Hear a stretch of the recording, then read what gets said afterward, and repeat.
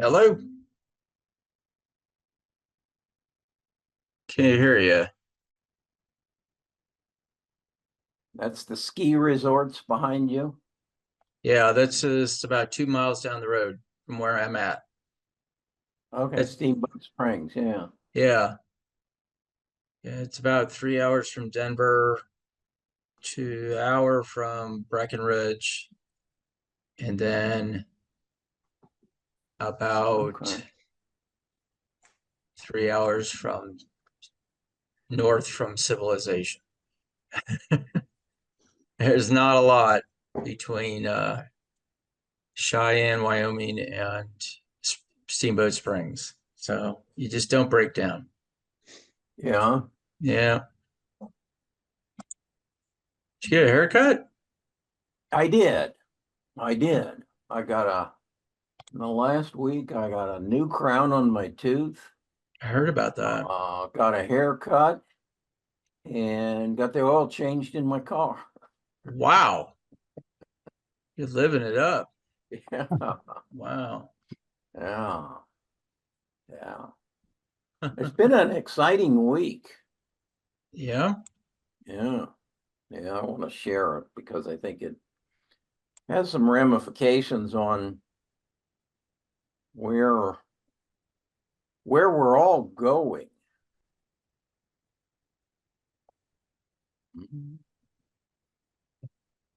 give it a minute or two here. We got people popping in. Okay. Yeah.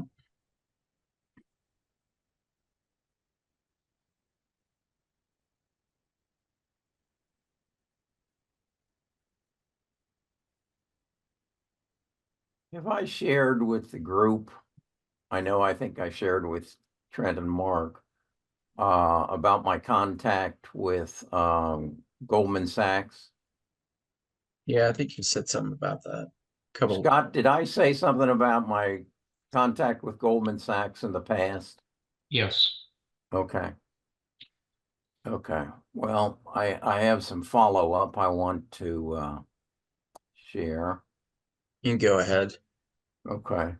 Um, for those of you who didn't know, about a month ago, I came across a piece in LinkedIn that Goldman Sachs was looking for small businesses to assist in growing their business in West Virginia and Alabama. And as I looked into it, I found out they've been doing this for about 3 years, and it's under a program which they entitle 10,000 Small Businesses. And what I then did was research to find out what it was all about. And I ascertained it's their effort to, I think, to give back and help small businesses become big businesses. But also, I think it's to look for opportunities for them to make investments because that is the big part of their business. And one of the first thing they do is they give you a 10-page um, um, application that you answer just a series of questions about your business, about your personal life, about your family, about everything and anything. Um, and and then they also ask for the financial information around your company, and you have to be a legitimate company that has been up and running. So I didn't hear from them until I guess it was yesterday. And they called me and said, you are one of the finalists for the Alabama um, cohort, and we need some additional financial clarification on the status of your business at this time. Um, I'm very excited about it because the way it's designed is it's an 8-week course.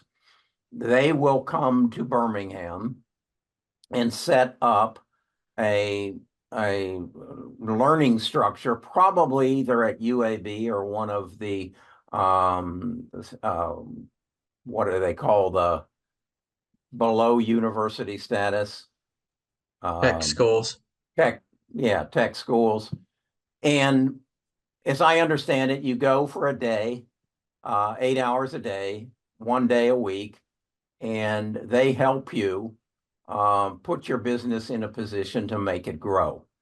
I've been very clear to them what I want to do, and that is that I want to create a financial um, company that basically does for the common investor, the retail investor, what a hedge fund or what they do for their very wealthy clients.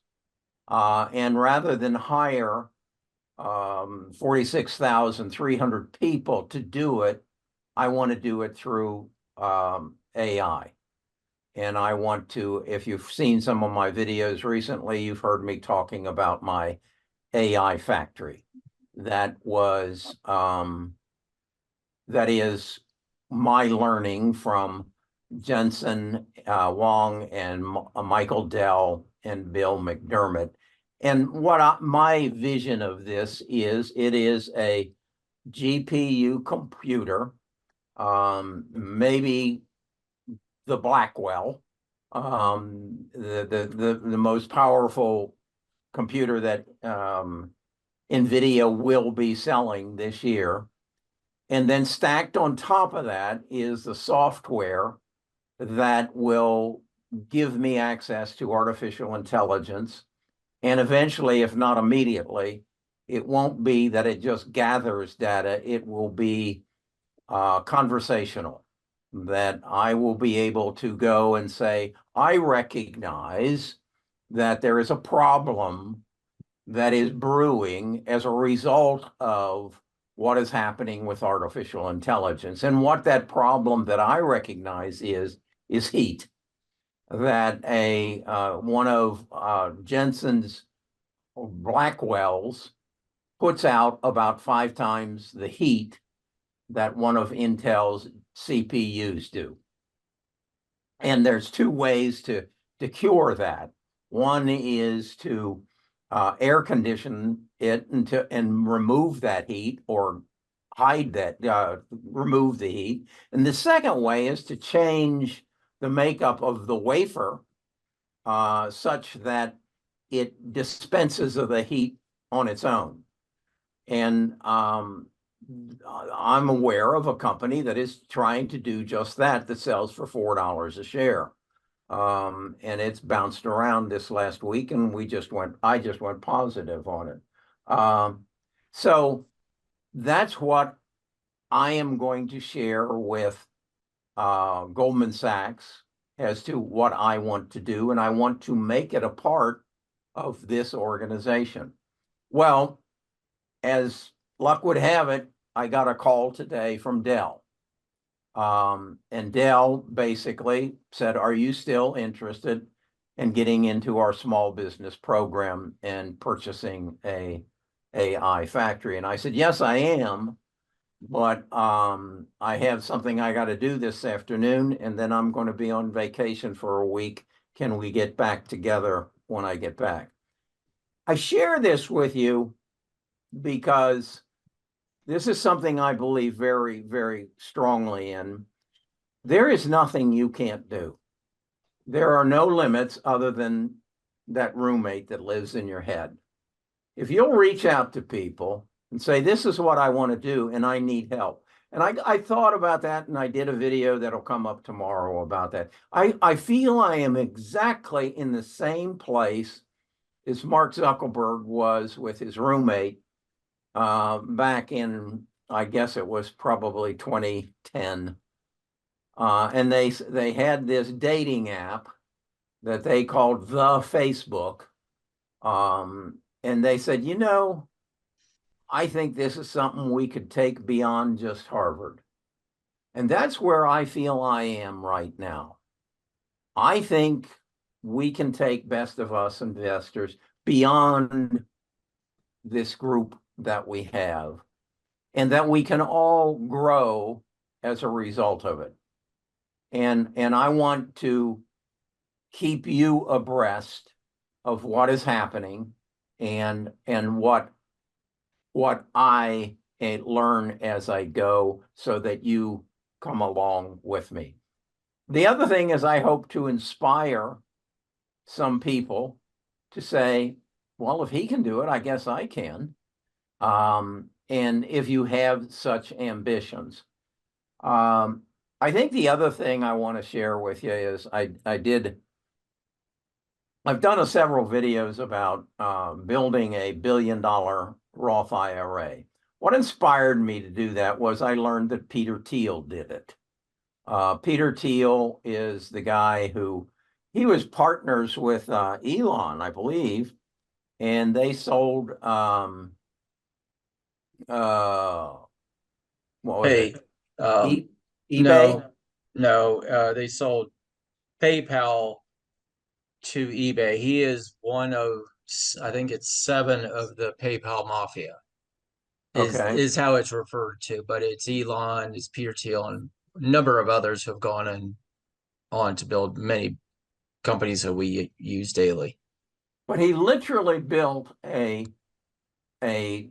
Roth IRA, as I read it, as Google tells me, out of $2,000, he turned it into $5 billion. And it explains that he did it by investing in startups. Now, he was in a position that I'm sure when it says investing in startups, they're talking about Goldman Sachs tells Peter, hey, there's this guy in Birmingham, Alabama, who has a startup. Would you like to invest in it? And he comes and he rapes, pillages, and plunders and walks away with a very large percentage of something that turns into something. So that's how it happened. So then I got to thinking, and I did the thing that I've done. If you had invested in 2004 in Apple, Google, Amazon, Microsoft, and NVIDIA, $6,000 a year for 20 years. In 2024, you'd have, I think it was $418 million. And that was because those stocks over that 20-year period of time averaged 35% average rate of return. And I got to thinking, well, what kind of rate of return would you have to have in order to have not produced 418 million, but instead 1 billion? So I went to my Excel spreadsheet and plugged in the numbers, and it turns out to be, if you can get 75%, you'll achieve $1 billion in a Roth IRA.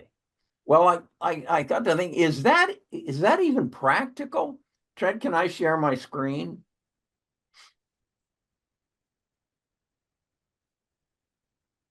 You should be able to now. This is the conversion I'm doing on the cheat sheet. And I want you to look at NVIDIA. And remember, I said that the stock is going to have an average rate of return of 75%. Well, here's NVIDIA, and here's their price in 2013. And here's their growth rate of their stock.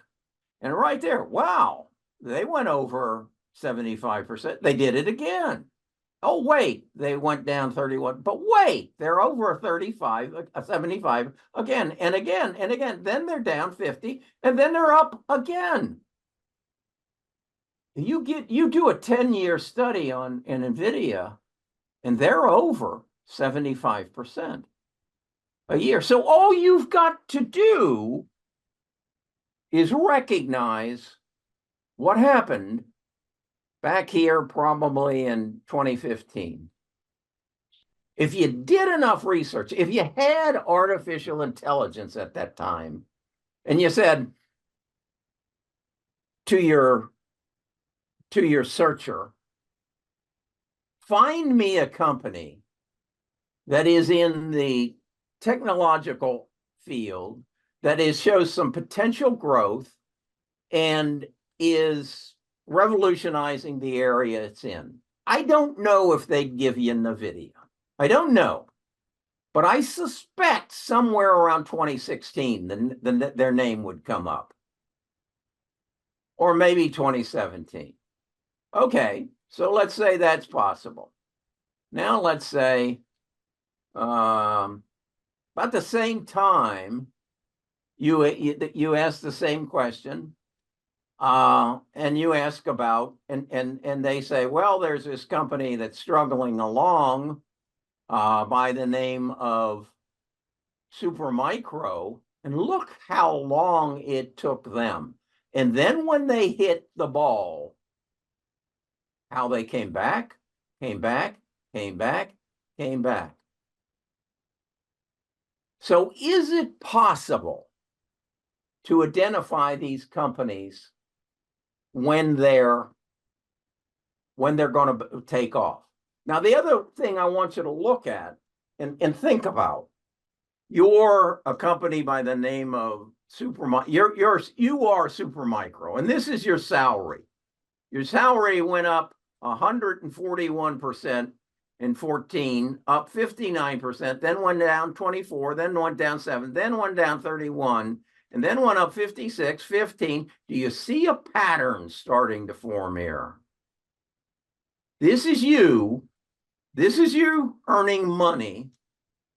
And when you start seeing companies' earnings going up 100%, 164, 113, 101, these companies are making money. And it's going to be reflected in their price. So with that in mind, today, I was watching, where is it? AMD. If there is any company that is going to challenge NVIDIA for a super semiconductor, it's going to be NVIDIA, or it's going to be AMD. It's not going to be Intel. Intel isn't going to get there quick enough. But if it's going to happen in the next 2 years, this is who it's going to be. Now, again, this is you. Here, your salary went up 42%, then it went up 3, then it went down 300, then it went up 90. Look at the sporadic nature. That's exactly the way Intel looked. They were their price of their stocks down around $2, $3, $8, $11, $10, $18, $45. Let's wake up. Jumped from 18 to 45 in 1 year. What year was that? That was 2018. Then jumped 100% and then crashed. That was in 2022. I suspect that's because NVIDIA surged.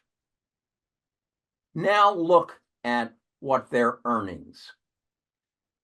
Had a tough year in 23. Now they're saying their earnings are going to go up 32%, 58%, 30%, and 56%. That gives you between now and 2027 a growth rate of almost 200%. I'm projecting their price will go from $159 to $474. Am I confident of that? Who else is going to challenge NVIDIA? NVIDIA right now names the price for their semiconductors. There's only 2 people who are developing semiconductors that can compete with NVIDIA right now. And that's Amazon and AMD. I don't think Amazon's going to be selling their semiconductor to the open world. So what I want you to learn from this is be conscious. Drop down one status. That's Dell. Does that look impressive compared to that? This is Hewlett Packard. 24, 10, 5, 18. Unless they're lying to us, it don't look so hot. What you want to look for is this number here being over 100%. That's Micron. Aren't they in the same business as AMD? No. They make semiconductors, but they make memory. AMD makes GPUs, CPUs, and GPUs. But that's a company, they don't really have any competition either. They aren't glamorous like NVIDIA. You would not know their CEO if he got on stage, or she, I don't even know. But they own their space. I don't know why I do know why. They are catching up in 2024. But they believe their earnings will go up almost 1,000% next year, then 32. And I don't know why they then project a downturn in 27. I suspect we don't know. We'll wait and see. But that's what I want you looking at in the future. If you have access to Yahoo or Seeking Alpha, focus on, bring it down to a function that you understand. If my earnings are going to go up 20, 25, 20, how does that compare to somebody's who's going up 280, 190, 31, 17? How does that compare to somebody who's losing money this year, going up 39, 64, and 540? That's Navitas. That's the company I was talking about who's going to solve NVIDIA's problem of heat. They are injecting something into silicone that will absorb the heat and thus not burn up the transistors or shut the transistors down until they cool off, and sending that job over to another transistor, thus reducing the efficiency of the semiconductor. So again, as the naysayers on my comments say, yeah, but you don't know that's going to happen. No, I don't. But it certainly looks better than some others. This is one I haven't yet been able to buy into. And it's getting to where I just can't wrap myself around, Alex. That's Palantir. This is a Synopsys, or Symbotics. This is the robotic company that has just gotten beat up this last week, even though they told us at their last earnings call that they have enough orders to keep themselves busy for the next 12 years. And yet the market says, we don't like that. You're not showing a profit. Well, guess what? Neither did NVIDIA back here in their early stages. Neither did Supermacro back in their early stages. Any startup doesn't make money until they do make money. So, okay, that's what's happening in my week. Let me get out of that. Or before I go, any questions on this? Again, I guess my learning recently is don't don't focus so much on what they did last year but what they're projecting they're going to do. If you got Seeking Alpha, they not only give you their earnings projections, but they give you a score on how accurate they've been in the past. Did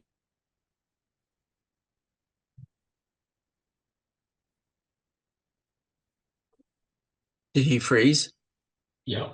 Because Okay. again, you want to know that when Jensen sits down, when Jensen comes out and says our earnings are going to go from $3.34 to $12 to 27 to 35 to 41, you want to have some confidence that he's telling you the truth. And I think if you get to know the CEOs by going to their earnings calls, you will gain that level of confidence. Okay. So I just want to address Micron. Was it Micron? Yes. You know, if they're in the memory business, and I think you mentioned something earlier this week about the number of computers that will have to be replaced over what the next 3, 4 years. Yeah. It's like, Particularly in businesses.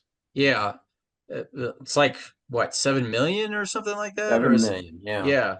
So they provide potentially most of the memory to a lot of those computers. So if there's a enterprise buying spree and you see, CapEx, expenditures accelerate in businesses over the next 36 months or 5 years, um, you're going to see that would be a demand on their chips, their memory chips. And then in 2027, that may be the end of that surge in the buying spree, in a sense. So that's 3 years from now. So that may answer why it drops off in 2027. But it's Yeah. also that's 3 years from now. So that is a lifetime in business, in a sense, especially in projecting sales. This is the taskmaster for my computer. If you don't know how to do this, all you do is I'll go back and you push Control Alt Delete, and it'll give you a little screen and it says Taskmaster. And what this is telling me right now is that 7% of my CPU, and that's the processing element of my computer, is being used. But 48% of my memory is being used. And you can see that the biggest part of it is being used by my Google Chrome. We can't see it. You can't see this? No, we just see the spreadsheet. Oh, okay. I'm sorry. All I'm right. sorry. Never mind. No, but it is interesting to see what sucks up most of the Yeah. energy in your computer. And if you're running like trading views, that is a big suck. And then if you use any Adobe video Yes. editing, that is such a drain. So if you have an older computer and you do more editing or more stuff outside of just word processing, you will need to upgrade your computer. And I think I get some comments that say I've got a 5-year-old computer and I never have any problem whatsoever. Well, you're not running any Google Sheets, and you're not running trading views, and you're probably not tracking a brokerage account. And that where numbers are constantly changing, and that just eats up your memory. Yeah. And again, I think it's fair to say that many of us will not have to change our computer because we won't really use AI to the extent that someone in a business does. Someone who has to write a document for a meeting, who has to search all the articles that have been written over the last 40 years on this subject. Businesses are going to have to replace those computers, and they're going to have upgraded memory, and you will see a third column or additional column there that will say GPU as well as CPU. Mhm. So that's where, before you buy more AER smart to wait on Tesla earnings. Oh, that's probably a very good. Although I don't think I'm going to be buying many more AEHR, Raymond. I think I've got all, because what I've done is I allocate how much of my portfolio I will put in any one stock, and I've maxed out what I'll put in AEHR. I was up to a 75% cash position. I'm now down to a 25% cash position. And as I say, I want to buy some more AMD. I was a little surprised on Adobe's earnings. Plus, I only own 10 shares of it, but it's a $700 stock, so made a good bump today. But apparently, and again, I would guess in this group of 30 people here, there's only two of us who use Adobe. Hmm. And that's and again, that is going to be in the people who are in that business, in advertising and anything graphic. I think Okay, anybody got any comments or criticisms or whatever? I think we talked about Adobe on the Platinum call today a little bit. And I think honestly, I think I use more um like outside products outside of Adobe now, like Canva, because Yeah, it's so much easier. I can do all the stuff I used to do in Photoshop. Um, and I discovered a new one that will take a long format video and edit it down into 1 minute segments, and it's all AI driven, and it's cost me $9.95 a month. And so I think there's going to be I think Adobe is up against a wall in the coming years because there's so many other products, especially AI products, yeah, that are able to do what you had to do in an Adobe product. It can do it yeah, for you and give you the ability to edit that at a much cheaper price. Um, yeah, and so I don't know, I mean, I remember when Adobe bought Macromedia, which was a competitor to Adobe, and Macromedia Director eventually became what we know as Adobe Premiere Pro now. But they were very dominant in the or have always been dominant in the graphics and editing element. But I think they've got I think with all this whole AI revolution thing, they're going to meet some competition that's pretty stiff in the coming years. So Mark, did you have something you wanted to throw at us? I got a lot of stuff I want to throw at you, but I'm not going to. So, Fair enough. that's a long throw. no, I know, especially, well, it won't be so long tomorrow when Trent stops by and sees me here. So, Yep. um, yeah, I think what I'm looking at, we had a good Zoom call today on Platinum Channel, but I'm looking at, I think we're back in a market scheme that we're having record highs, this S&P and the NASDAQ. But what I'm seeing is the market breadth is not all inclusive. Like today, we were off just a little bit off record highs, but the NASDAQ advancing issues were only 26%, and declining issues were 71%. Okay, and we're just Wow. off the highs. Same in the New York Stock Exchange, advancing issues were 25.7%, Declining issues were 74%. So it's a small amount of stocks that are pushing this market. And when you look at it, it's basically NVIDIA, Apple, Microsoft, and then you can add in Alphabet and Amazon.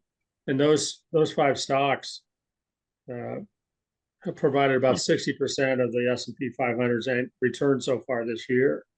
Okay, so when you look at the top 10 largest stocks in the S&P 500 and showing their weight is now almost 35% at the end of May. And that's the highest ever month-end weight for the index's top 10. So the top 10 is weighted 35% and the rest are not. So you got to watch it and watch market breadth really well, because not everything is participating. And I don't like it when that happens, and it can mess up our swing trading a little bit, but always keep an eye on that. The other thing we talked about a little bit was inflation and producer price index, and the CPI came out, and the markets went up, after you saw a decrease in inflation by 0.1%, month over month or year over year. But we talked about how inflation is still going up. We're not in disinflation, which means that prices are going back down. We're in kind of a deflationary era, but they're not going down that much. So prices are still up there. And we looked at a bunch of categories in the CPI and showed basically everything since 2020 is up over 20%, which is over 5% a year on annum. And then we compared it to what they were in 2020 as far as their rise. And we keep seeing the dismay of Steve Leisman and the rest of the CNBC and government officials about, why aren't you people happy? Look how great the economy is.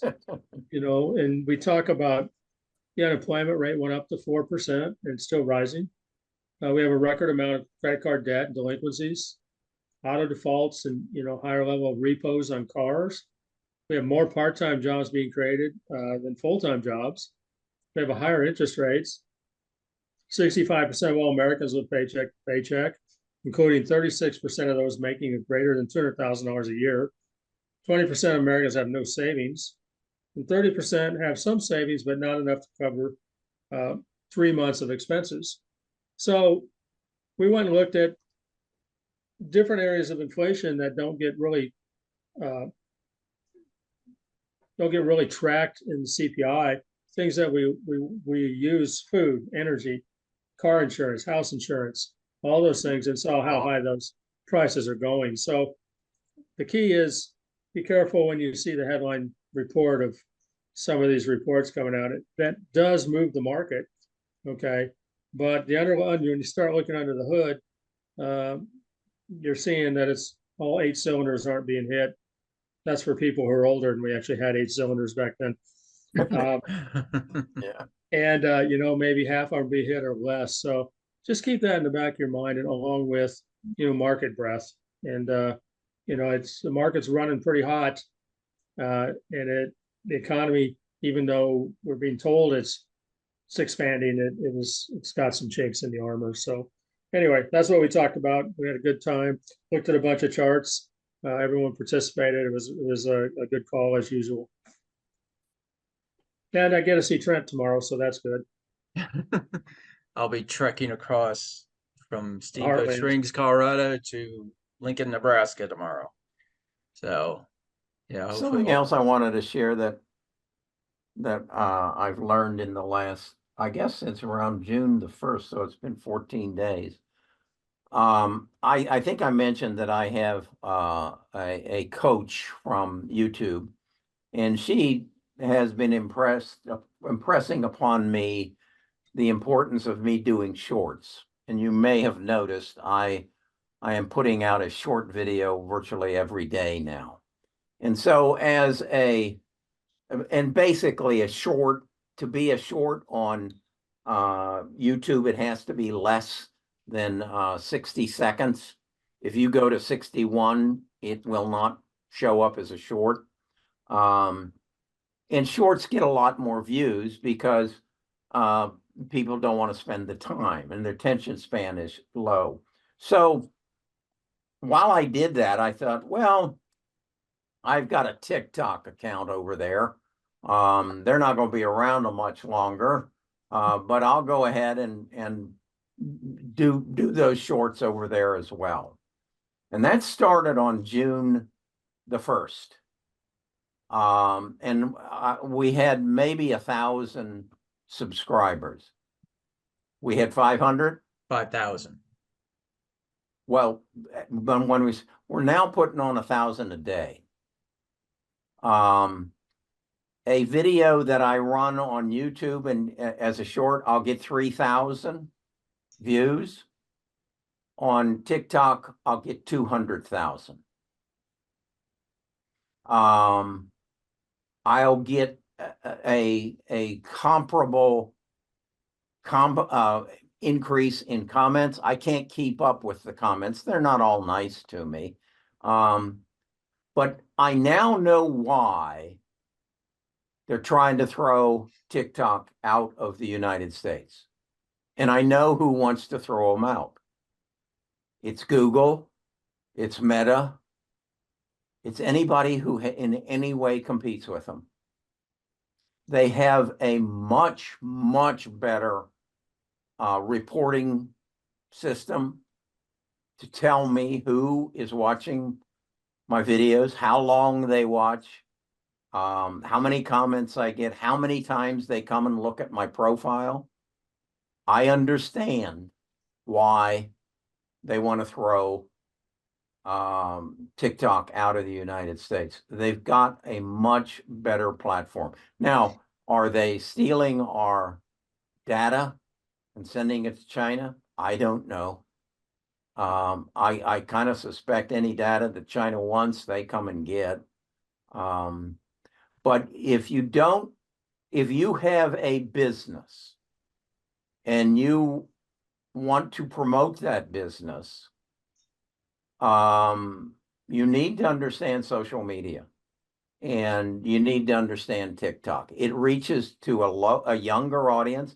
I can't say that I've gotten any conversions to come and be a part of our tribe that I'm aware of, but we've only been at it for 14 days and it's become a source of great satisfaction for me. Bob in upstate New York. I just want to say that this morning I happened to notice, I generally listen to your daily monologues on YouTube, but I see that you had introduced something new, which is a joint conversation between you and Trent. That was just on Trent called me and we had a conversation and he said, and that was on the phone. And he says, I'm going to call you tomorrow and we're going to record this conversation. And that's how that evolved. And so as a result, I know that most people will hammer on you, not you, for the listener to please put hands up or fingers up and subscribe. And so obviously coming from the old school, I tend not to do that. I like to go into a voting booth and close the curtain behind me. But in this case, I'll go public. And I just want to tell you, I enjoyed the conversation between you and Trent, and I would encourage that type of dialogue in the future. I know you're a busy guy. You're both busy guys, but I did enjoy it very much. I'd ask you this. The other thing my coach tells me I need to do is live streams. And when I watched that last night, a replay of it, and I thought, I wonder if we should do that as a live stream, like every Monday at 2 o'clock or whatever, and just ad lib the whole thing. What would your thoughts be on that, Bob? Well, you know, it's interesting. I'm sorry, the nomenclature that you just used, I don't totally understand when you say live stream. I It's guess I like thought this. this is, oh yeah, this is live stream. Yeah, all right, Yeah. I understand now. Uh, yeah, I mean, for me, I might catch it late on the day or late by a couple of days. It depends on what my activities are. Yeah. But if you come across subject matters that pertain to what I'm going through or thinking about, you will have captured my attention because perhaps it'll help me solve whatever issue I am looking at. And by the way, I know you're going to ask me, what did I learn from the conversation that I listened to this morning? And I hope you don't ask me that, It won't. but I think it's probably pretty obvious that I cannot remember what it was. I'm sure it was good though. Whether you need to take notes. Oh yes, I take notes. Yes. Yeah. But I knew there was something I wanted to mention, and I really did enjoy that conversation. And Okay. thank you. Yeah, All it's right. it's interesting. I'll call Kerry. My mom will get on the phone. We'll talk about for like 2, 3 minutes, and then she'll go, "Oh, okay, good. I'll let you talk to your dad now." And what started that was I was walking around where I'm at right now on the street, and we just started talking. And 30 minutes later, I'm like, I do this with Kerry. I do this with Mark, where we just have these conversations for 30 minutes and you lose track of time, but the information in it is so, like, I walk away going, I learned something from them, but I also think they learned something from me because we all come from a different perspective. And it's just that conversational um element, and it doesn't happen when it's scripted. You know, it's, my calls to Mark or my calls to Kerry. No script, there's no agenda, but it's something triggers something, which then turns into this. And after 30 minutes, I was like, well, this sucks because I do this every week, at least twice a week with the both of them. And I'm like, we got to record this stuff. And so, and that's it's the same way when Mark and I do the regular guy show. We don't really know what we're going to talk about. We just get into stuff, you know, which is more macro and more technical analysis and stuff. When I talk to Kerry, it's more futuristic. Where is technology going? Where is AI going? All this kind of stuff. So it's a great combination of things. And I'm really, for me, it's nice to have two people to talk to about the stuff that bounces around in my head. So thanks. I appreciate the hearing that. So, because especially when I was editing, I was like, holy cow, this is 30 minutes. We're going to lose people. But, I think it's good. You didn't lose me. I stayed ours with go an you right to hour. the bitter end. Yeah. What's that? Oh, that's awesome. Said ours go to about an hour, but that whole idea came, like Trent said, we tried to call me or I'd call him and be an hour and a half later going, crap, we should have recorded some of that. And Right. so we started to, and it's kind of just, what any normal people who aren't connected into a hedge fund would be talking about, and that's why we do it. Yeah. I know, it's the biggest thing on my mind right now is energy, because I see, I found this new program that I can just take a long format video, plug it in, and then 30 minutes later, it'll come out with 20 as many 1 minute segments, and I'm blowing away at it. Like, how does it figure out what's important, what's not important, And then I start thinking, well, that must take a whole lot of processing speed, a whole lot of energy. And like, I'm on this trek across the country for the last 3 weeks, and I'm like, where is this energy all going to come from? And that's where, Kerry and I and Mark and I have these conversations on the phone, and it's like, it's like you're discovering stuff as you talk, as you have this community to talk with. So, but thank you for that. I was wondering if we would put people to sleep or not, but I think there's a good possibility that we turn that into a regular feature. and that it has a time and a date Mhm. attached to it, and people, if they want, it's there. Well, and I think my plan is I'll be calling you on Wednesday for our Thursday video. But I'll just call you, I'll send you a link and you'll log in and we'll just start talking. It's the Okay. same thing that Mark and I do, and I think we get some good stuff out of it. So, Frank? Yes. Hello, everyone. hey, Hello, Frank. Trent, I got one thing with you. You just mentioned energy, and I've been kind of scratching my head about that too, with all the energy that this AI is going to take. mm-hmm. Um, I'd like to know if is there any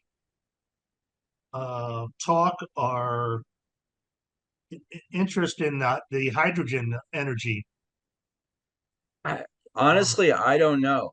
I think about it from the perspective of how much energy I'm consuming. So I have 6 Bitcoin miners. And about a week ago, we came offline because of the heat that they produce and the AC system that we have. We have an industrial AC system in the room and it can't keep up. And so we had to come offline, which is a bummer because all of a sudden I have no revenue from that entity. But we're talking about going into more like liquid cooling system that we can take the fans off the miners and then drop them into a liquid cooling system.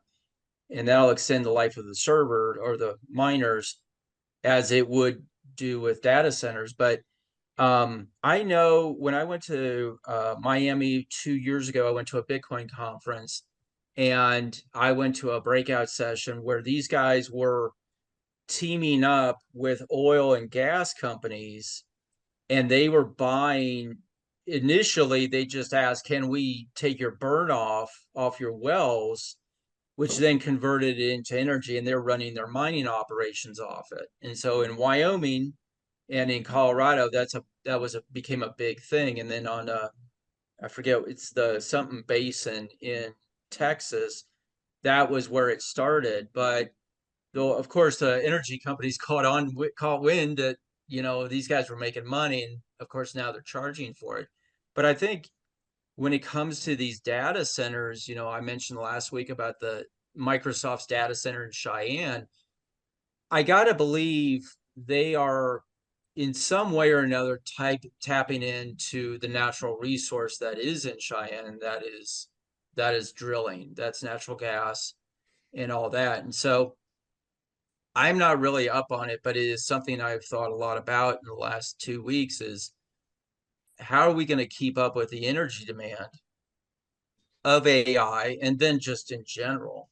And that's where I think the problem becomes with the expansion of AI. But it could be hydrogen. I think who was it?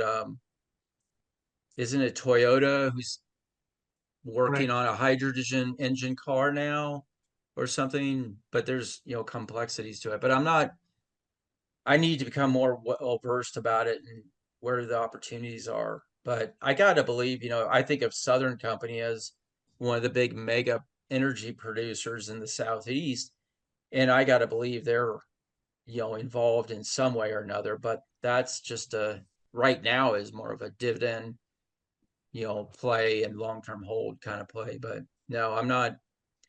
I think it's the biggest issue that we run into, but I don't know. I'm not well versed in it yet. Okay. Yeah. And Kerry, I got a couple of things for you.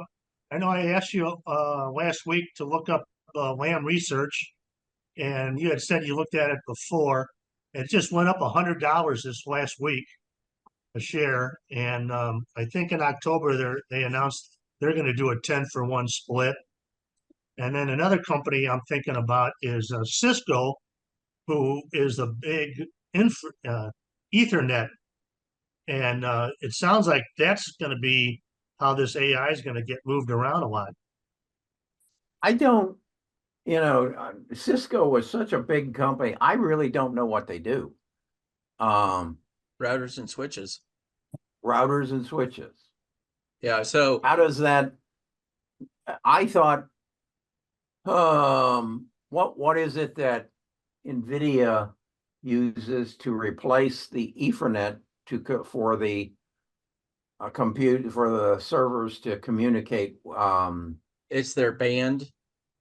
Yeah, but it's called something other than Ethernet because they need I guess a heavier duty Well, cable. well, I it's don't know. more, I think Cisco, correct me wrong if I'm wrong, Frank, but Cisco is more of you type in your computer, it it goes to your router in your closet, which then transmits to a switching system, and then to a server, a data center, and then comes back with an answer. And it's the speed for which that those switches and routers are processing to get that information and get it quicker to you. That's what basically Cisco has done since I remember them in the early 90s when they first came about, because I had to figure out how to put one together. But I think that's the other, Frank brings up a very, interesting point with Cisco is that you got to connect all this data. You can have a data farm, a server farm, but you got to get it to my computer. And I think Well, that's when Jensen talks about on-prem, he's talking about on premises. So in other words, that, and as he and Bill McDermott were talking, what I took away from that is that I'm a company, a sizable company. I have my own data that I don't want to integrate with Google and Amazon and Micros. So now I'm going to have this or this AI factory, and it's going to have my data on-prem. the problem. You got to think of it as plumbing. Right. Okay, how do I get from the water treatment facility in Inlet Beach, Florida, to my house? It's plumbing. And that's what Cisco is in a sense plumbing. It's the pumps that pump the water to my house. Okay. So you have to have that, and you think about the the element of speed, and that is how fast can that router or switch or process that or push that data to you and back. You know what I mean? And that's where when you think of all this plumbing with AI is you're talking data centers all day long, but you still have to have the plumbing from Sure. my house Yeah. to the data center. And I think that's another element of, that's where 5G would became popular, but that's more of on a short distance element. So I don't know. These are like I would think Cisco would be a main player in this. This would be a company that would be shooting through the moon right now, but that's infrastructure build out. And I don't think we're doing that at this point as much Is as a data that center. would be stand to reason that once the data center is up and running, that would be the next infrastructure step would be the plumbing, the ability to move it. Right. Now, Frank, what does Lam Research do? I don't recall. I think they make the discs. They make the wafers? Yes, Okay. and I don't. I try to find things, but I could, I don't have the uh, massive computer stuff and all that you guys have, so I don't know. I can't dig into it, but like I said, it went up $100 this week, and And that's what percentage? I kind of remember they're like, 10%. how They much? were 10? they were like 960, and Okay. now it's like 1,050. Okay. So and then they're doing a 10 for 1 in October. They announced Did it that too. did Broadcom also announce a 10 for 1? Yeah. I haven't. Yeah. Yeah. They did what, yesterday or something? But yeah, I think the stock split thing is becoming, especially with these stocks so big in price. Yeah, they get over $1,000 and You Well, can't buy 'em. look at NVIDIA. They split effective Monday. They were at 120 Friday, and now they're at 140. That's not a bad little bump for a week. No. I'm happy. Yeah, I bet. I got a question for Bob. Bob, with these cars driving themselves and that, and you're into the automobile and aspect of things like that. What do you think? Because I'm in the Midwest, and a lot of farmers are getting to the age of retiring, and the younger generation, they don't want to farm. So people are selling farms and then they're turning them in, they're either laying fallow or the Chinese are buying it or they're building homes on the properties.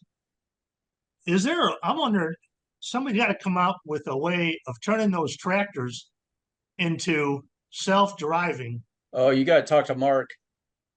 with GPS, and There and that way no one needs to be in that tractor. they already are. We Are there? Yeah, we farm here, and my friend, he's one of the biggest farmers in the area, and I went out, I sent Trent some pictures, and he's got a command tractor that has connected to all the combines, and he can see when the combines are getting full, the moisture content in each of those combines, and right after the combine, you gets a yield, per acre. So it counts it and all goes to his master computer, and he can clear a field. Well, the combines pretty much run themselves, he told me, but he has people in them. But that's operation never stops. And so when the combine triggers, two tractors come up and it just dumps it as it moves.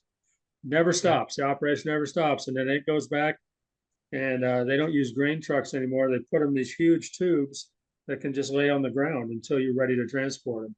And so you can clear a field with 5 guys in no time now. And it's all GPS right down to the row. I mean, where anything is. And then you can go back and you can look at his field and see where the crops had a higher yield and when they didn't, moisture content on the field, and they can plan that back into planting next year or fertilizing next year. So John Deere already has all that in their machines. I haven't seen any of it out here in the Midwest. That's why. I'm right in the middle of the country, so Yeah, I don't know if you guys have Prime or Amazon Prime. I was telling Mark about this. If you guys know who Jeremy Clarkson is from Top Gear, it's the British auto show. He did a deal with Amazon. He bought a 1,000-acre farm, and the guy who was managing his farm retired. So basically, Jeremy Clarkson took it over. And so my wife and I are on season 2, and we both came away with so much more respect for the farmer. Yeah. And the shit they have to deal with when it comes to government. And he's in England, and so he's trying to make his 1,000-acre farm a profitable entity. And then I think at the first season he made 144 pounds. That's it. It was like he's like, what's the point of this? And basically, his accountant / manager was like, this is what farmers are running into. And so he has a Lamborghini tractor, which is ridiculous in size. Oh yeah. Lamborghini makes that's how they started, was making tractors. But you get this insight to what farmers are facing, and I suspect it's the same in the United States as well. You just don't know whether government, and when you're not in it, from a governmental standpoint, you make all these judgment calls, and it's killing, I think, in a lot of ways, the profitability of farming. farming is totally different than when my grandfather did it, and it's very efficient. Miniature. I mean, my Yeah. friend, he'll call me about hedging his fuel costs. Where do you think fuel's going to go, so he can buy it at the right cost? And then same with fertilizer. What do you think about fertilizer? Can you analyze fertilizer for me and see where you think that's going to be? So they do it all in ahead of time, and then he also he does futures contracts on his crops and makes money on that too, which is pretty interesting. So Wow. he monitors the weather around the world. Okay. El Nino, El this, El that. He's got different subscriptions he can see, and he's got weather guys who talk strictly to farmers on what patterns in the Pacific and how it's going to affect rain in August. Okay. All the seeds, the seed companies are all genetic seeds and things that you don't have to spray fields because the seed has the Roundup in it already. I mean, it's all pretty slick and it's all really efficient. If you're not efficient, you're out of business. One other thing, Kerry, if you can hook up with Dell and you need another set of eyes and ears to go with you, I'll tag along. Okay. What is your interest? Just to help learn and grow your Okay. I asked my phone a question, and that is, what are the because Ray and brought up what about the nuclear reactor companies? Because I had read about this, that there was somebody who was making a small right. nuclear reactor, and as I understand it, you basically bury it next to your facility, and it is a nuclear reactor, and it has the rods in it, and it lasts for the article I read said it lasts for 10 years. Now that would be perfect, I would think, for a data center that's out in the middle of nowhere, takes up a 10-acre, 20-acre, 30-acre place, and they have their own nuclear. And so, like in Cheyenne, they don't have to depend on it. So they gave me about 4 companies. Pure Scale Power, it's based in Portland and became the first to receive approval in the U.S. Nuclear Registry Commission for its 50 megawatt power module. I don't know what that means. This approval is a major milestone that allows utilities to use neuroscale design when applying for a license to build and operate a reactor. Then another company that's in it is called Rolls-Royce. Oh, really? Yeah, aims to develop affordable power plants that use SMR to generate electricity. SMR, I'm not sure what that means. Then BWX Technologies, company based in Virginia, that in 2022 was selected by the Department of Defense to build prototype micro reactors. And then I've heard of this one, Terra Power, Terra, because as it says, it's an international leader in SMR. Apparently that stands for nuclear.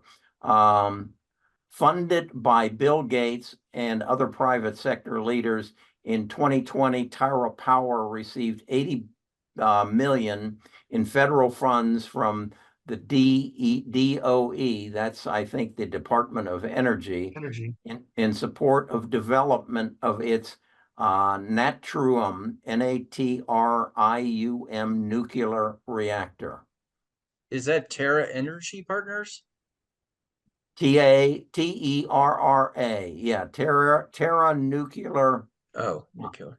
Nuclear Innovation something. Okay. So I think rather than hydrogen, that, because again, I follow what was the hydrogen car company that was coming up as the nuclears?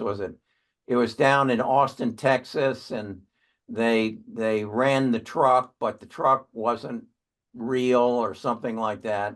And then we got the guy's going to prison or something. Yeah. For falsifying. And I forget the name. you got into the fact that you had to have a distillery at every hydrogen gas station, because what the distillery did was basically you put water into it, and water is H2O. And so you take out the 2O and you're left with the hydrogen. And that just sounded to me like the things that these electric places are going through. I mean, can you imagine, again, you're in a hydrogen car and there's only so many stations, and you go in and they say, well, our station isn't working. It's kind of like you pull up to a pump and they say, no, we have no gas. Well, that's okay. I can just go 2 blocks away and I can get other gas. I'm not sure I can get hydrogen. But I think as a solution for these data centers who, what did I read? That 4% of all the electricity used in the world now is going to data centers. Wow. That's a pretty big number. Is this Terra Power you're talking about? Yeah. Okay, so Terra Power is building its first reactor near the site of a retiring coal facility in Kemmer, Wyoming, in a joint effort with the U.S. Department of Energy Advanced Reactors demonstration product. So they are in the midst of building one. Wow, in a very secluded town of Wyoming. Well, I can understand that. Right? If it's gonna blow up, you probably Yeah. you don't want you're a big city, but it's interesting. The project will employ approximately 1,600 workers in the peak construction of the plant. Once the plant is operational, about 250 workers will support the day-to-day activities, including So is this the security. plant that is going to make the reactor that then they go sell to Meta, and Meta plant digs a hole next to their center? Or is this something that is generating electricity for homes?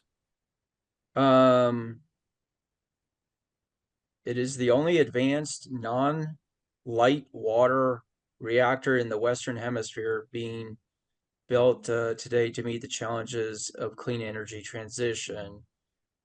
I think it's actually a reactor. Okay. Um, I wish I'm on their Homer website right now. writes me about this all the time. He knows this very well. Problem is, it's not publicly traded.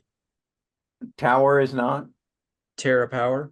TerraPower. This first one said it was New Scale Power out of Portland, Oregon. Hmm. No. NRC, it looks like is the tech. No, that's Nuclear Regulatory Commission. Let's see if I can find New Scale Power. NUSCALE.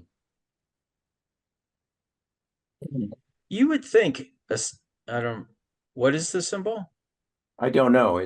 You spell it NU cap.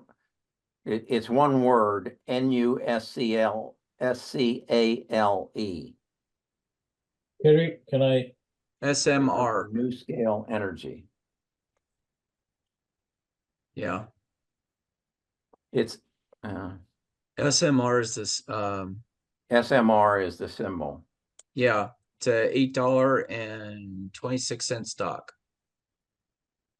Well, on June 11th, it was 8.96, so it's gone down. Yeah, Yeah. interesting. You would Yeah. think that would be a big deal. Well, here's something from the internet. Gates has invested $1 billion into a nuclear power plant that broke ground in Kemmerer, Wyoming this week. The new facility, designed by Gates-founded TerraPower, will be smaller than the traditional fission nuclear power plants, and in theory safer because it will use sodium instead of water to cool the reactor's core. That's 12 hours ago. So is it a power plant of its own, or are they making the power plants that you can install for adjacent to your factory to produce your own power? So there's a video on the website. It looks like a bigger facility. Let me see if I New can pull it Scale up. or Terra Terra Power. Power? We were talking about the same company. Let me see if I can find it. I'll give you a.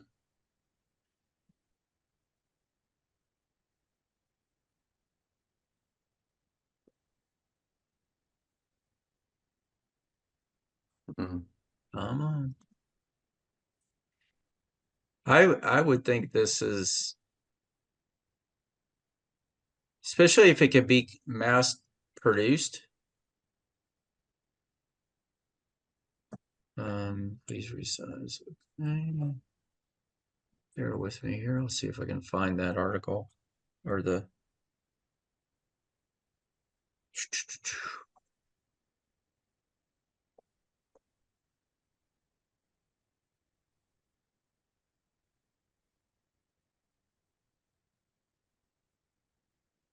Okay.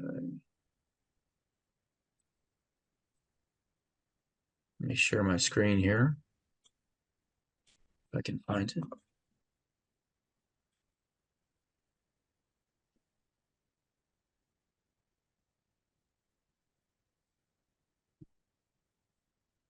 All right.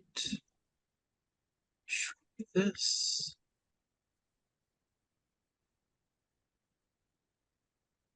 So they get this all. Can you guys see this video? We just see a black screen right now. Yeah, it is. Okay, here it comes. Okay.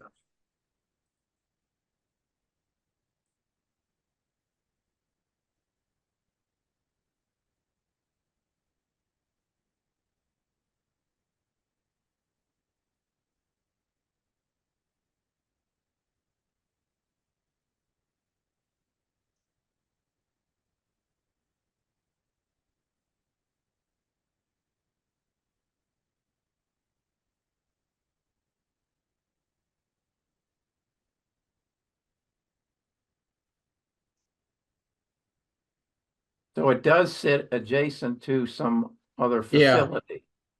Yeah. Okay.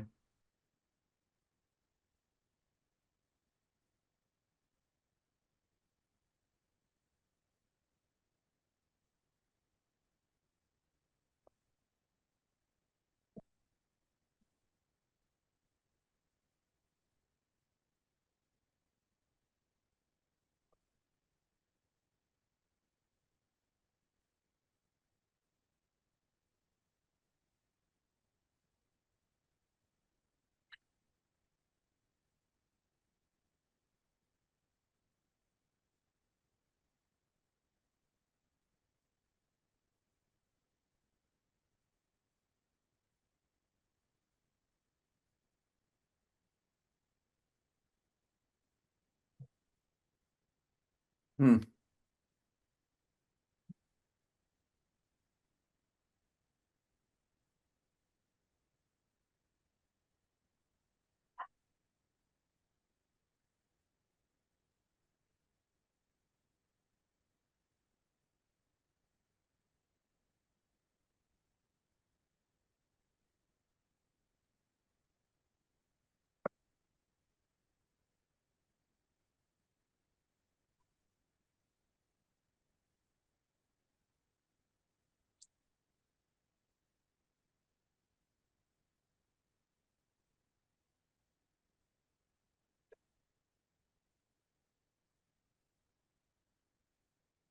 Now, is that the same going on? Okay.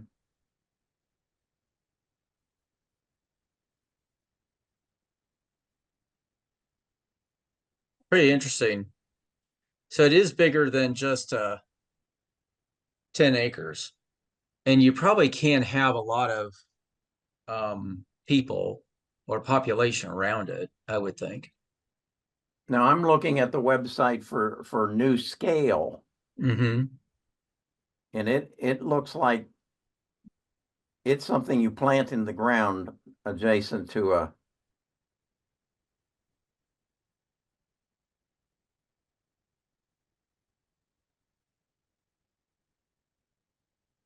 Because it says here, the new scale power module is an innovative technology that powers Voyer SMR plants, the smallest and lightest light water SMR. The new scale power module measures 76 feet tall and 15 feet in diameter and can generate 77 milliwatts of electricity. So this is something you bury in the ground, 76 feet deep and 15 feet in diameter.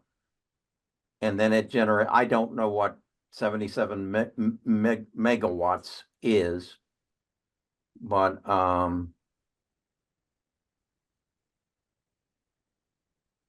that's kind of crazy. Yeah, then it becomes a government, probably local government approval to Yeah, the minute you say nuclear, Yeah. all the oh no, Chernobyl, but it does make a lot of sense for well, sure. they just built the biggest one, I think, in the United States, right outside of Austin or south of Atlanta, Georgia. And it's supposed to hit I think it's who you said, Southern Company built it, Yeah, and Jan it's worked going to on that. supply power for Georgia, Alabama, and Florida. Yeah, Jan worked on that, if you remember Jan. Yeah, I do. Okay. Yeah. Huh. Yeah, that's been in the works for a long time. And this is something that we need to add to our watch list, because again, as I said, there is a problem brewing, and it's called electricity. Right. So I got a text earlier during the call. Could you touch on Intest? Intest, I followed it for a while. Intest basically does something very similar to, as I understand it, as HER, air test systems. What I think that, and what I think from, again, my readings, I believe that AEHR can test something like 8 wafers at a time, where Intest's machine tests 1 at a time. And that, as I understand it, again, it's hard to keep all these things straight.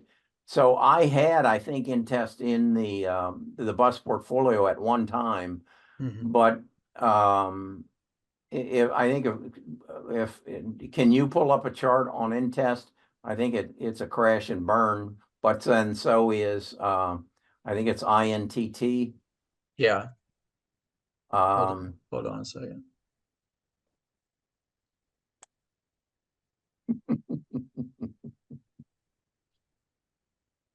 Rick's getting a little love there, huh, Rick?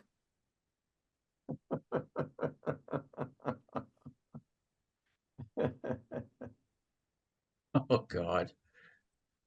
Uh, Okay. All right. All right. Can you see this? yeah.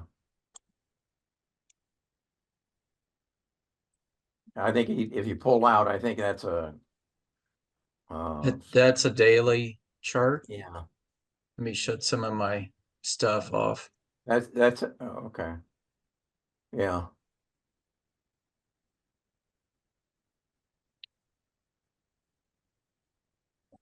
So yeah, this gives you an idea. Put it on weekly and let's see what it looks like.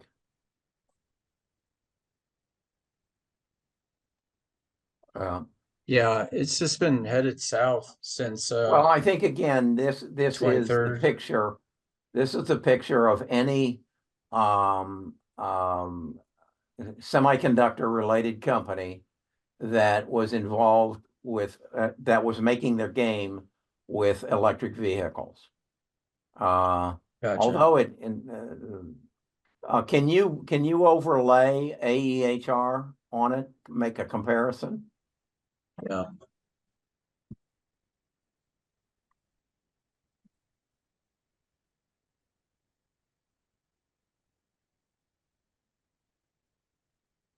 Let me just shut some of this off. So It's the yellow line, right? yeah. Yeah, they're mirroring each other. Okay. Oh no. Okay.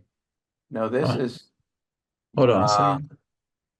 AEHR is up there. Right. I'm trying to bring it Yeah. down. Scroll it down.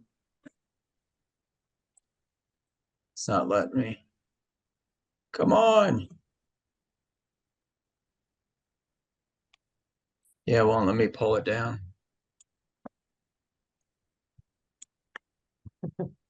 Oh, what I put it on my cursor on it and then just roll it. okay, there you go. So that's a daily of it, Okay. but basically it's been on the same, Same path. yeah, as It looks like AEHR had a stronger, what would that be, 2023? But mhm, they both probably crashed as a result of the movement away from electric vehicles. yeah. Yeah, I think the thing to look for, I think, in these kind of companies who hook their wagon to one big thing, in this case, electric vehicles, is where are they going to evolve to? Where is their product line going to go to beyond electric vehicles? Because I think right now their electric vehicles is on has a major headwind. So where is AEHR and Intes going to head to continue to grow their business? Yeah. Well, again, I think it's anywhere that there is a definite need for testing the semiconductor. And now whether and again, be aware that that NVIDIA is selling everything that they make, but that's not really where most of the semiconductors go. You know, they make, what is it? I think the number is 2 million are going into, or maybe it's something bigger than that, because there's a million of them. I think it may be around 20 million, but there's 400 million PCs or billion PCs. Yeah. So if in fact, I would think if I'm putting a semiconductor in a PC, I want it tested, because if I'm going to sell it for $1,000 or $800, I don't want to be taking it back because it's got a semiconductor that isn't working. I Yeah. don't know. No, that makes total sense. Because again, the only place I'd put a semiconductor I haven't tested is in a toaster. Right. Okay. Yeah. Somebody put something up here, UROY, UROY. Uranium That's the ticker. Royalty Corp. Oh, So this is okay. This is, yeah, that's right. That's something I followed for a while. I think it's a uranium ETF, isn't it, Ray? no, it's an actual company. Huh? It's a company. Oh, it is. Okay. And they're a miner. They mine uranium, Mm, bear with me. and uranium is the central product of a nuclear reactor. Yep. Let's see here. Uranium royalty.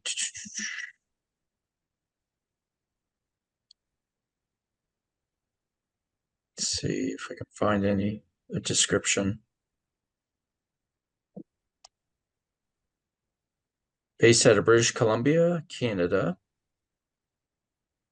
That sounds like mining. Yeah. So they are first and only pure play uranium royalty company.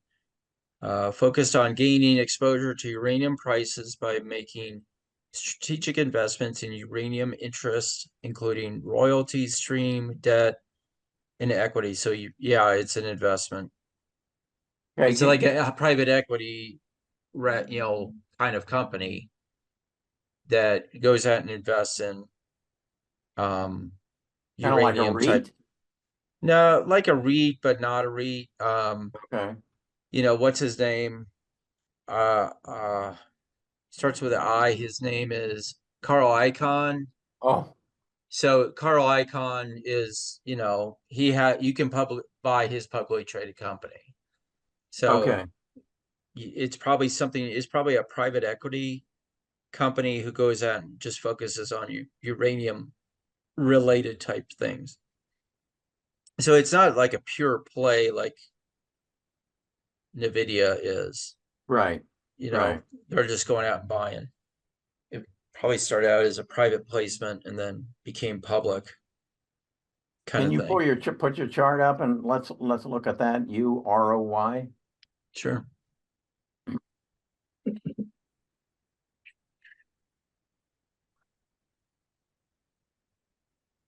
Because this is probably where that movement would start. If there is going to be if you're looking for the telltale sign that nuclear reactors are going to become apart, this is where it would start. Yeah, I mean it's a $2.40 Yeah. stock. So it's over the counter kind of company. Mm-hmm. But it definitely would be, there's probably, it definitely can go to zero, but it has a lot more upside potentially. And I think that one of the challenges is with nuclear is government in the Yeah. United States. Japan, France, a lot of other big countries are using nuclear as their main source of energy, and yet in the United States Right. we had 3 Mile Island and we said, oh no, we're not doing that again. And so it's very I think the government is slow to adopt, so plus, typically they've been built, nuclear facilities take, 10, 20 years to build. And Yeah. whereas what we're seeing with like TerraPower or the other one we mentioned could be probably put together very quickly. Yeah. Yeah. And it looks like I'm going to do some research on that. And this new scale kind of intrigues me. What's the symbol on it? SMR? Yes, SMR.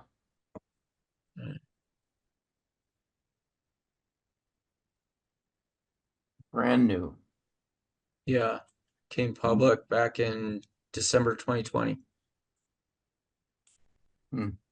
But Well, it looks like it's trending up. it is, that's a weekly chart of it. Yeah. But it's from a charting standpoint, it looks like it's hit some resistance handful of times. Yeah. So, and this week's candle isn't encouraging because it opened higher, but closed lower. Low. Yeah. But I think, this is something, is this a moonshot? Maybe. But it's also a necessity subject that needs to be addressed. Yeah. Yeah. And it's an $8 stock. Huh? Yeah. Yep. It isn't hard to double an $8 stock. No. Just need Well, a good look at it. What you're it started the year at $2.50. Yeah. There you go. That was $1.99. Okay. So you already That's a four banger. it's a four banger. There you go. Yeah. That's when Homer first wrote me and said, you need to look into uranium. Yeah. Well, think about this. If you want a $1 billion IRA, There you go. that's how Peter Thiel did it. That's how Peter Thiel did it. Yeah. He bought things that you just didn't pay attention to or thought about. Yeah. So anyhow. Okay. my brother's daughter and husband own a condo in Destin, Florida, which is right down the road from where Trent lives. And it's a 3-bedroom condo in a very luxurious part of the area. So they invited us to come down, and my brother who died a year ago, his wife is flying down. We'll pick her up on Saturday at the Fort Walton Airport, and we're going to spend a week down there. And I'll probably be doing my part of this call from Florida and I don't know if Trent and I will be together or how we'll do it. There's a good chance we will. I'll try to keep up my commitment to videos. They may be shorter and less detail, but taking my laptop with me, which is always a challenge. So Yeah.